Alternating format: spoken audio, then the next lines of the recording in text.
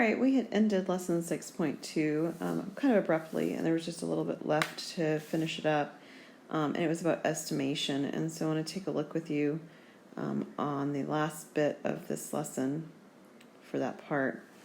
I'm going to talk to you about what are called convenient fractions. So convenient fractions are fractions that are roughly equal to what we were given, but they're easier to work with. For example, something that's approximately equal to any of these values here, 0, 1/2, 1/3, and so forth. So some of the problems that you do will actually tell you, pick which one that's closest to. And other times you just have to look at it and make a decision for yourself what a convenient fraction might be. So here's an example of ones where you just have to make the decision for yourself. It asks you to find an estimate to the following fractions, and then it wants you to decide after you've done so if your fractional estimate is high or if it's low.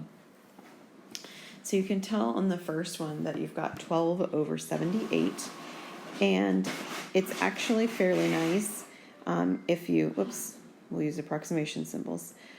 If you were to sort of round a little bit down on the top to the 10, round a little bit up on the bottom to 80, you'd be close, right? Like it's not identically the same, obviously, but it's actually very friendly because you can readily see the zeros canceling out, right? Because that's division by 10, and you end up with a value that is approximately equal to 1/8.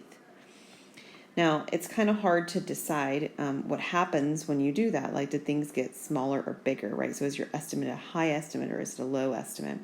So let's just talk about what happens when we change values of fractions. So clearly, we made the top smaller.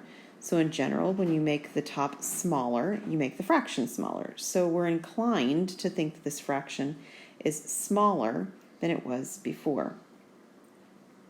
Okay?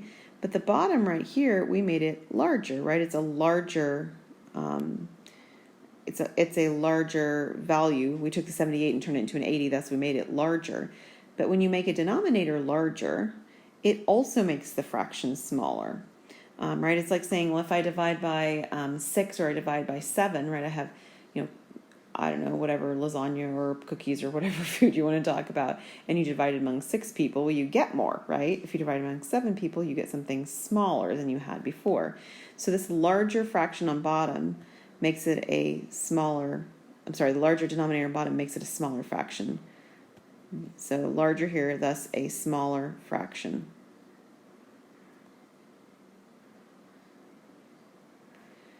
So what happened is that we made the fraction smaller on the top when we changed it. We made it smaller when we changed it on the bottom. So this 1/8 at the end is smaller.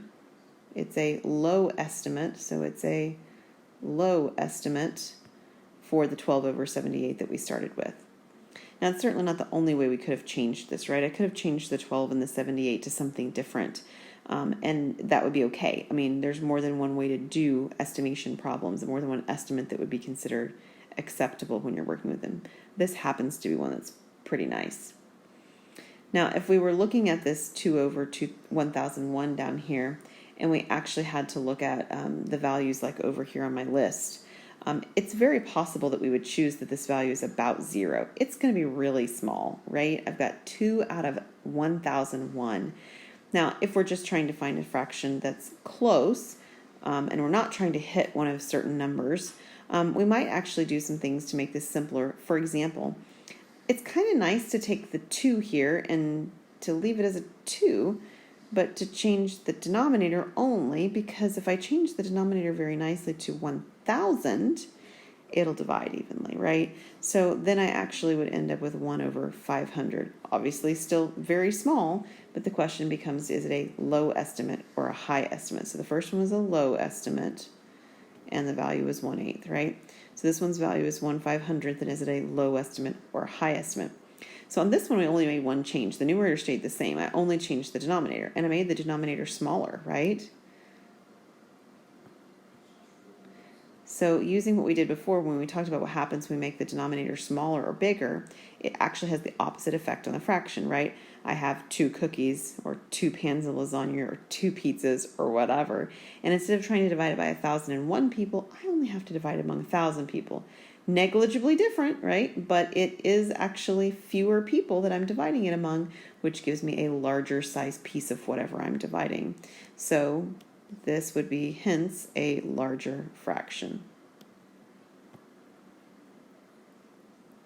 So a larger fraction would mean that this is a larger value than I started with, so this is a high estimate.